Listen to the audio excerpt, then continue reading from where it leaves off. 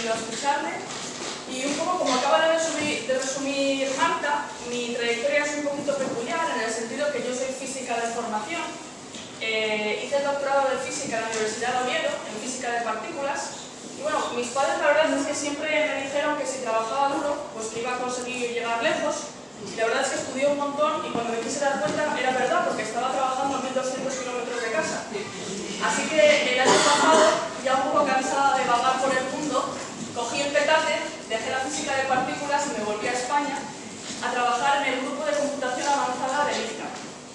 Y un poco por casualidad, por estas casualidades que tiene la vida, porque yo en principio no iba a hacer nada de esto, acabé aprendiendo sobre Deep Learning, inteligencia artificial, todavía sigo aprendiendo y me pareció extremadamente interesante y apasionante. Entonces, mi idea esta noche es contaros un poquito de lo que yo he ido aprendiendo, espero que de una manera asequible para cualquiera, o al menos lo voy a intentar, de lo que he ido aprendiendo y a poder ser que cuando acabe el día de hoy, bueno, acabe esta charla, pues que vosotros tengáis un poquito más de idea de qué es esto de la inteligencia artificial y el Deep Learning y además a lo mejor que tengáis un poquito también de este interés y esta pasión que a mí me ha despertado. Así que empezamos la charla. Vamos a empezar por el título.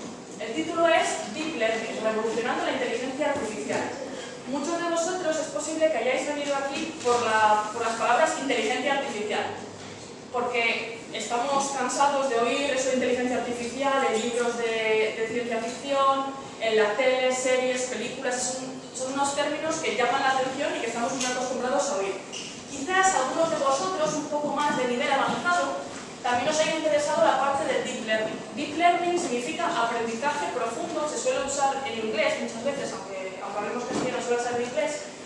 Y mi idea en esta charla es, empezando por la definición de inteligencia artificial, ir construyendo conceptos, viajando un poco en la historia, hasta acabar llegando a entender qué es esto del Deep Learning.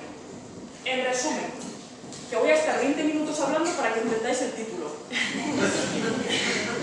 Entonces, comenzamos definiendo la inteligencia artificial. Aunque todos tenemos una idea más o menos general de lo que es esta inteligencia artificial, he decidido poner la definición formal, si por formal entendemos lo que pone la Wikipedia, y inteligencia artificial sería la inteligencia exhibida por máquinas. Una máquina inteligente ideal percibe su entorno y lleva a cabo acciones que maximicen sus posibilidades de éxito en algún objetivo o tarea. Bien, ¿por qué he puesto esta definición? Hay dos cosas que me interesan aquí. La primera, las comillas. Las comillas en inteligente tienen lógica porque la inteligencia, y el decir que alguien es inteligente, una máquina o una persona, es una cosa que es extremadamente difícil de definir realmente. Nos ponemos a buscar qué significa inteligencia, vamos a encontrar 10.000 definiciones y 10.000 tipos de inteligencia distinta. De hecho, algunos de esos tipos de inteligencia estamos muy lejos y puede que nunca consigamos que una máquina llegue a reproducirlas, como puede ser la inteligencia emocional. Otra cosa que me interesa de esta definición es que muchas veces cuando hablamos de inteligencia artificial creemos que significa que la máquina piense como los humanos.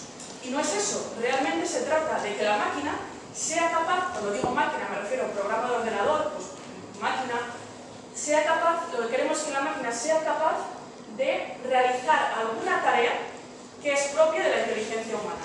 Alguna tarea que es propia de la inteligencia humana, como puede ser aprender un idioma, como puede ser hablar en general, como puede ser jugar al ajedrez, como puede ser, por ejemplo, el autoaprendizaje. El aprendizaje es algo que se aplica no solamente a los humanos, también a los animales, pero el autoaprendizaje es algo muy propio de la inteligencia humana. Y justamente esto del autoaprendizaje es el primer paso que voy a dar para ir acercándonos a esa definición a la que vamos a llegar al final de qué es el Deep Learning. Aunque durante esta charla voy a hablar bastante sobre aprendizaje, de hecho casi todo el tiempo, no quiero que os vayáis de aquí con la idea de que la inteligencia artificial es solo aprendizaje. De hecho, y ahora es cuando empezamos a rebuscar un poquito la historia, en los comienzos de la inteligencia artificial ni siquiera se consideraba el aprendizaje para las máquinas. Hacia los años más o menos mediados de los años 50, un grupo de pioneros informáticos se hicieron la pregunta de ¿es posible conseguir que una máquina piense como un humano? Es una pregunta, sí, hecha al azar, pero que realmente tantos años después ni siquiera hemos empezado a solucionar. Me quedo con blanco. Vale. Entonces, en la primera aproximación de la inteligencia artificial, lo que se hizo, en lugar de hacer que las máquinas aprendieran, como se haría después, lo que se hacía era definir una serie de reglas, de normas, para que la máquina aprendiera a hacer un problema concreto. Por ejemplo, si queremos que la máquina aprenda a jugar al ajedrez, lo que hacemos es programar todas las reglas que tiene el ajedrez. Las reglas, las posibles opciones, las distintas posiciones, etc. Entonces, por aquel entonces, se tenía la idea de que si nosotros fuéramos capaces de programar las reglas suficientes, acabaríamos consiguiendo una máquina que pensara como una persona. Pero imaginaos lo que significa programar todas las reglas para pensar como una persona. Es una cosa que es una locura. Y es una locura no porque no funcionara bien, porque en muchos sentidos sí que funcionaba bien, por ejemplo, con problemas como el que os digo, con problemas como el del ajedrez, donde las reglas están claras y más o menos uno puede escribirlas, pero con otro tipo de problemas que a nosotros nos resultan extremadamente sencillos, como por ejemplo distinguir un perro y un gato. Ese tipo de problemas, aunque nosotros lo tenemos claro, y nosotros vemos un perro y vemos un gato y somos capaces de distinguirlo y nos planteamos por qué lo distinguimos, intentad ponernos a escribir cuáles son las reglas que tiene que tener una máquina para ser capaz de distinguir un perro y un gato. Es extremadamente complejo. Yo me he puesto a pensar y he pensado, bueno, pues los gatos suelen ser más pequeños. Bueno, sí, pero hay perros que son igual de pequeños o más pequeños que los gatos. Vale, pues los gatos suelen tener las orejas más o menos puntiagudas. Bueno, sí, pero hay perros que tienen las orejas puntiagudas también, ¿verdad? Que yo que sé, un chihuahua, por ejemplo. Vale, pues a lo mejor los colores o la forma de la cara, pero vamos a encontrar perros que también tienen eso. Es muy difícil realmente, incluso un problema que para nosotros nos resulta extremadamente trivial, es muy difícil ser capaz de definirlo, ¿verdad? Y solamente uno, cuando hace este ejercicio de poner ¿por qué yo distingo esta cosa de esta otra?, se da cuenta de lo complicado que es. Entonces, por un lado, esa aproximación basada en definir las reglas tiene ese problema, pero tiene otro problema más. Y el otro problema que tiene es que nunca nos va a enseñar la máquina nada nuevo. Porque si nosotros estamos ya diciéndole las reglas de lo que tiene que hacer, la máquina nunca va a hacer nada mejor que nosotros, o nunca nos va a sorprender.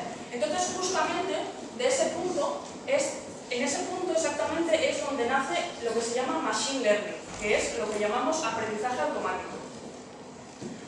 Y justamente el Machine Learning surge de la pregunta: ¿podemos conseguir que una máquina nos sorprenda? ¿Podemos conseguir que una máquina haga algo que no está pensada para hacer? Y justamente ahí fue donde se realizó el cambio de paradigma, donde pasamos de más o menos entre los años 50 y 80 a creer que todo había que hacerlo por normas. Nosotros teníamos que definir las normas y que eso iba a conseguir con suficientes normas que una máquina pensara como un humano, a pensar que a lo mejor la máquina lo que tenía que hacer era aprender por sí misma. ¿Y qué significa esto de aprender por sí misma? Pues os voy a contar un poco cómo cambió el paradigma. Cuando las ideas eran voy a definir las normas para que la máquina sea capaz de hacer lo que yo quiero, lo que hacíamos era metíamos una serie de imágenes de perros y gatos y a la vez le metíamos a la máquina una serie de normas y con esas normas la máquina decía estos son perros, estos son gatos. ¿En qué se basa este nuevo modelo en el cual queremos que la máquina aprenda sin nosotros decirle cuáles son las reglas para aprender? Pues nosotros lo que tenemos que hacer es meterle a la máquina las imágenes de perros y gatos, no le decimos las reglas, pero le decimos estos son perros, estos son gatos. Y queremos que la máquina nos devuelva esas reglas. Así que a base de ver ejemplos, a base de la máquina de ver, ah, vale, esto es un perro, ah, vale, esto es un perro, ah, vale, esto es un gato, ah, vale, esto es un perro. Al final es capaz de sacar esas reglas que antes nosotros le teníamos que meter a mano, pero ahora es la propia máquina la que aprende a base de ejemplos que es un perro y que es un gato. Entonces, hasta ahora os he hablado de imágenes porque es lo más visual y porque es un poquito con lo que yo trabajo, entonces, bueno, pues barro un poco para casa, pero realmente esto de aprendizaje automático se aplica a cantidad de cosas, y se aplica a cantidad de cosas no del futuro, sino cosas con las que convivimos hoy en día. Se aplica en Amazon al recomendador de libros cuando compras uno y te dice es posible que este también le interese, ahí se está aplicando. Cuando desbloqueamos el móvil usando la huella, ahí se está aplicando.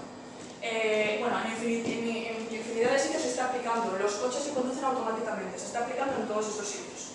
Así que ya hemos aprendido un poco lo que es la inteligencia artificial, hemos visto que al principio se basaba en reglas, que después se empezó a basar en ejemplos para que las máquinas aprendieran las reglas, así que ya tenemos un poco el qué, pero ahora vamos a entender un poquito qué es el cómo es capaz esa máquina de aprender. Y para eso os voy a hacer un ejercicio. Lo que me interesa aquí es que aprendáis el concepto de representación, ¿vale? Y para eso yo os pongo esta gráfica de aquí y os digo, decidme la fórmula para separar puntos negros de puntos blancos. Pues estoy segura que todos vosotros mentalmente veis una línea como por aquí, ¿verdad? Pero sin embargo, probablemente si no estáis muy de hacer estas cosas así, no me sois capaces de sacar la línea, de decirme ahora cuál es la fórmula exacta, normal. Pero ¿qué pasa si yo, por ejemplo, a este eje X y este eje Y, en lugar de estar donde estaba, lo roto y lo traslado hasta que se posicione aquí? Dejadme, por favor, que coloque esto de una manera más recta para que lo veáis más claro. Ahora os vuelvo a hacer la misma pregunta y os digo, ¿cómo separo los puntos negros de los puntos blancos? Y ahora es muy fácil. X mayor que 0, negros. X menor que 0, blancos. ¿Qué hemos hecho aquí? Hemos hecho una transformación que ha cambiado la representación de nuestros datos. Y gracias a cambiar la representación, un problema que nos resultaba difícil, ahora nos resulta sencillo. Pues eso es exactamente lo que hace una máquina cuando decimos que aprende. Le metemos una serie de datos y me vais a decir, ya Lara, pero tú ahora nos estás hablando de puntos negros y puntos blancos, que es una cosa muy sencilla, pero realmente cuando, por ejemplo, queremos distinguir perros y gatos, eso es una imagen y es muy complejo.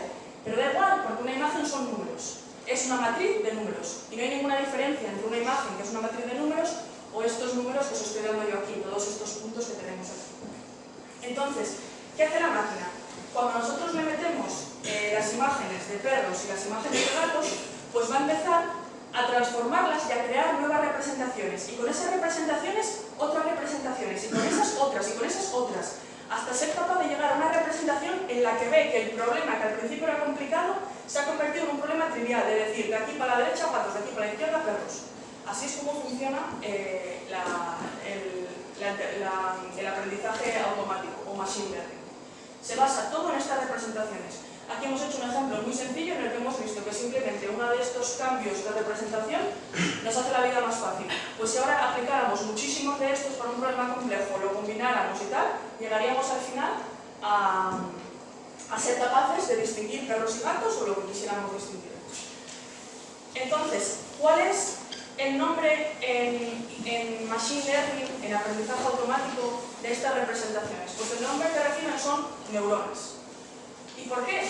Pues bueno, porque hemos visto, si nos fijamos en esto de aquí, que es una neurona informática, una neurona de Machine Learning, le metemos una serie de datos que pueden ser los puntos negros y blancos que hemos visto en la imagen anterior y nos devuelve una única salida, que es la representación. El cambio en la representación. Se produce aquí una transformación que puede ser, como hemos visto en el ejemplo anterior, rotar y mover los ejes y nos da una única representación. Por eso se conocen como neuronas, porque la forma que tiene esto es bastante similar a la que tiene una neurona, que tiene aquí una cabeza, que tiene unas dendritas, le entran muchas cosas, muchos datos por aquí y por aquí únicamente sale uno por el axón. Entonces, cuando uno habla de redes neuronales, que quizás os suene y que es muy típico hablar de redes neuronales cuando se habla de aprendizaje automático, no se pretende decir que se intente crear una red como la del cerebro, ni mucho menos. Simplemente, como existe este parecido físico casi entre las neuronas, digamos, del aprendizaje automático y las neuronas de la cabeza, pues se llama neurona a cada una de esas representaciones de las que hablábamos. Y cuando ponemos muchas representaciones juntas, se le llama red neuronal. Esto, por ejemplo, sería una red neuronal. Cada uno de estos puntos rojos de aquí, sería una de estas neuronas y sería una representación distinta. Como antes hemos visto que hemos cambiado de representación con los puntos, pues aquí calcularíamos muchas representaciones, las combinaríamos, calcularíamos otras, las combinaríamos, calcularíamos otras y al final podríamos decir, como ya os dije, a la derecha tenemos los gatos y a la izquierda tenemos los perros. Antes de pasar a la siguiente slide, ya estamos casi llegando a lo que es el aprendizaje profundo. ¿Por qué se llama aprendizaje profundo? Ya hemos entendido lo que es el aprendizaje automático, ya vemos cómo aprende, que es a base de cambiar la representación hasta llegar a una óptima. ¿Por qué se llama profundo el aprendizaje? Pues Todas estas neuronas que vemos aquí, cada una de estas columnas se le llama capas.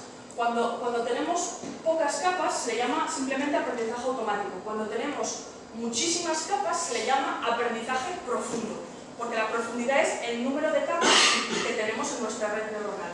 Y ahora me podéis decir, bueno, pero entonces si esto del aprendizaje profundo es simplemente que pasamos de tener menos capas a tener más capas, ¿por qué todo el mundo ahora está hablando de ello? ¿Por qué da la sensación? Bueno, igual algunos no lo sabéis, pero en el contexto de la inteligencia artificial todo el mundo está hablando de deep learning. ¿Por qué? Si realmente es solo a una cosa que ya se conoce desde hace años, pasar de tener pocas capas a tener más capas. Pues para ello, me gusta mucho este ejemplo en el que se ve aquí un caballo pintado por los hombres primitivos y aquí una fotografía de un caballo. Conceptualmente tampoco hay mucha distinción entre esto y esto. Vale, sí, uno es una fotografía realista, el otro es un dibujo, pero el concepto es el mismo, es un caballo. Pero ¿qué pasa si yo en lugar de tener una foto tengo 100 fotos seguidas y las empiezo a pasar a 20 fotogramas por segundo? Pues ahí ya me vais a decir, sí ha habido un cambio. Hemos pasado de tener una fotografía con la foto de un caballo a tener una película. Hemos cambiado de paradigma, simplemente porque a veces un cambio cuantitativo, un cambio en la cantidad, nos lleva a un cambio cualitativo. Y eso es exactamente lo que pasa con el aprendizaje profundo. Que ha habido un cambio cualitativo porque ahora, gracias a que tenemos más recursos, computadores más potentes, hablaremos de eso ahora, etc., somos capaces de crear más representaciones, poner más capas, etc. Entonces ahora os voy a contar un poquito si realmente todas estas ideas, y es así, ya llevan sobre la mesa de manera teórica desde finales de los años 80, ¿por qué ahora todo este boom? ¿Por qué parece ahora que todo el mundo quiere deep learning y todo el mundo está utilizando aprendizaje automático y todo el mundo habla de ello y salen las noticias y de todo? Pues hay tres motivos fundamentales. El primero de todos es por la enorme cantidad de datos que existen hoy en día. Estamos generando datos de manera absurda. La pulsera de actividad, el móvil, la tablet, el ordenador, el GPS. Somos unas máquinas de producir datos. ¿Qué pasa con esos datos? Que tenemos muchos más ejemplos que antes para darle a las máquinas para que aprendan. Como todo en esta vida, si tú vas a aprender algo y haces muchos ejercicios y vas viendo muchos ejemplos, vas a aprender mejor. Ahora tenemos muchos más datos, por lo tanto tenemos mucho más material para darle al ordenador para que aprenda. ¿Cuál es el segundo motivo por el que está habiendo tanto revuelo con esto? Pues precisamente por eso he puesto esta fotografía. Esta fotografía muestra la evolución del personaje de Lara Croft, la protagonista del Tomb Raider, desde el primer juego hasta el último videojuego que ha salido hace poco. Para conseguir una mejora así en los gráficos, los programadores de videojuegos y en general la empresa del videojuego ha tenido que desarrollar tarjetas gráficas súper potentes para ser capaz de mover, de generar, primero de renderizar, de generar estas imágenes y luego de moverlas a una velocidad real en los videojuegos.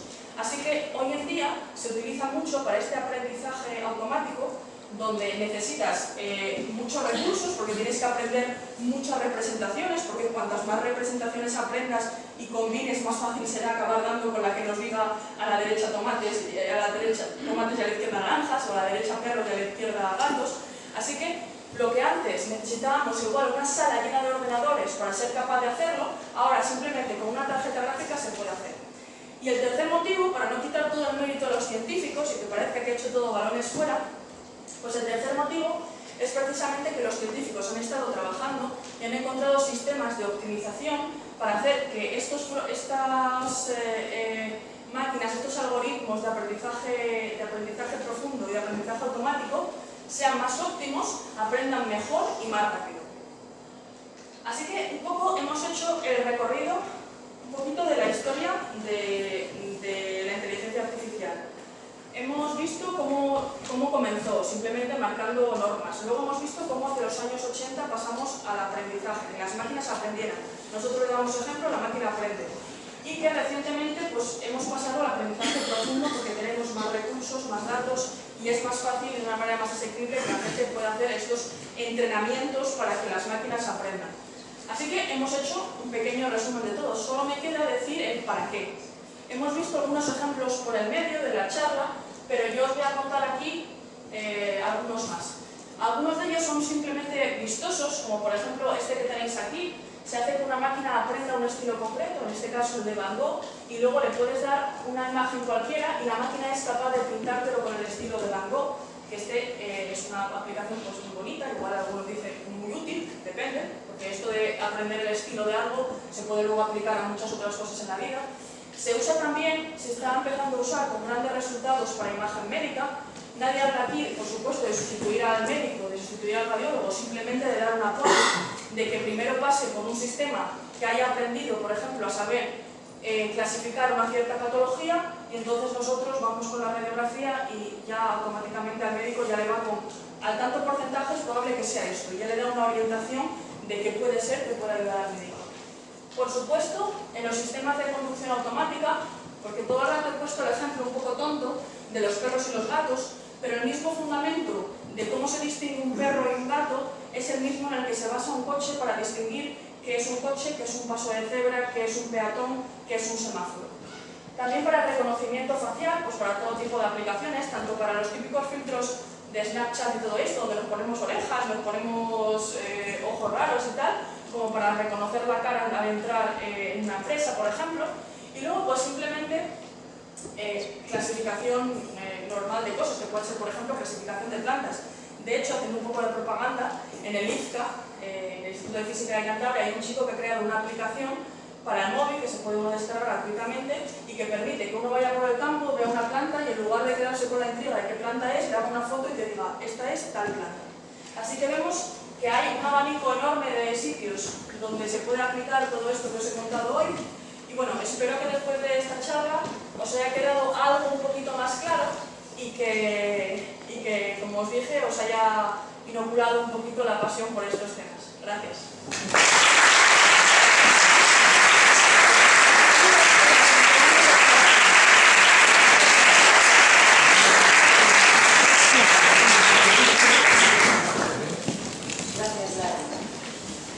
Todo muy claro, pero aún así yo creo que seguro que surgen preguntas, es un tema muy goloso, entonces me voy a colocar ahí en la columna, si queréis me buscáis.